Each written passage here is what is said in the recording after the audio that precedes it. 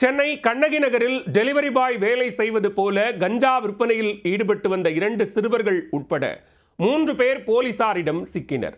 Master திரைப்படத்தின் பவானி பாணியில் சிறுவர்களை வைத்து கஞ்சா விற்பனையில் கல்லா கட்டிய முக்கிய புள்ளி யார்? மாஸ்டர் பட பவானி போல சிறுவர்களை வைத்து கஞ்சா விற்கும் உள்ளூர் மாஃபியா கும்பல் மூட்டை மூட்டையாக கஞ்சா வாங்கி பொட்டலம் போட்டு கைமாற்றி பணம் பார்க்கும் சம்பவம். போலீசில் சிக்கிய 2 சிறுவர்கள் அளித்த திடுக்கிடும் தகவல். கண்ணகி நகரை கதிகலங்க வைத்த கஞ்சா சப்ளையின் பின்னணி என்ன? சென்னை கண்ணகி நகர் இந்து சுடுகாடு அருகில் சட்டவிரோதமாக கஞ்சா விற்பனை செய்வதாக கண்ணகி நகர் போலீசாருக்கு தகவல் கிடைத்தது. உடனே தனிப்படை போலீசார் மஃப்டியில் சென்று சோதனையில் ஈடுபட சந்தேகத்திற்கு இடமாக நின்று கொண்டிருந்த சிறுவர்களை பிடித்து விசாரித்துள்ளனர்.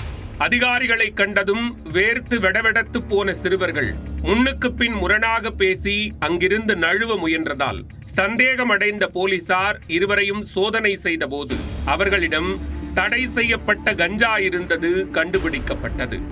அதை பார்த்ததும் அலர்ட்டான அதிகாரிகள் சிறுவர்களை காவல் நிலையம் அழைத்துச் சென்று இருவரிடமும் விசாரணை மேற்கொண்டதில் பிடிபட்டவர் அதே பகுதியைச் சேர்ந்த முகமது இர்ஃபான் கான் என்பதும் அவருடன் இருந்தவர் 18 வயது கூட நிரம்பாத சிறுவன் என்பதும் தெரிய வந்தது.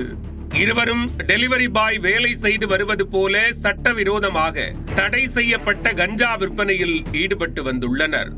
மொத்தமாக கஞ்சா வாங்கி பொட்டலம் போடும் உள்ளூர் குற்றவாளியுடன் டீலிங் வைத்துக் கொண்டு கஞ்சா வாங்கும் சிறுவர்கள் அதை டெலிவரி ஊழியர்கள் போல உடை அணிந்து பைக்கில் சென்று கைமாற்றி வந்துள்ளனர்.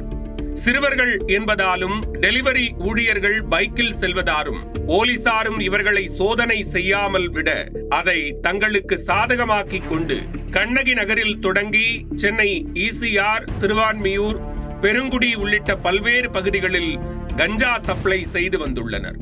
போன் செய்தால் போதும், டோர் டெலிவரி கூட இருக்கும் என கூறி கல்லூரி மாணவர்களுக்கும் இவர்கள் கஞ்சா சப்ளை செய்துள்ளனர். இவர்களிடமிருந்து 1200 கிராம் கஞ்சாவை பறிமுதல் செய்த போலீசார் இவர்களுக்கு கஞ்சா கொடுத்து விற்கச் சொன்னது யார், இன்னும் எத்தனை சிறுவர்கள் இத்தொழிலில் தொடர்பில் உள்ளார்கள் என்பது உள்ளிட்ட பல்வேறு கோணங்களில் விசாரணை நடத்தி வருகின்றனர். அதில் மாஸ்டர் பட பவானி போல சிறுவர்களை வைத்து கஞ்சா பிசினஸ் செய்யும் உள்ளூர் மாஃபியா கும்பல் கூண்டோடு சிக்கும் என்று எதிர்பார்க்கப்படுகிறது.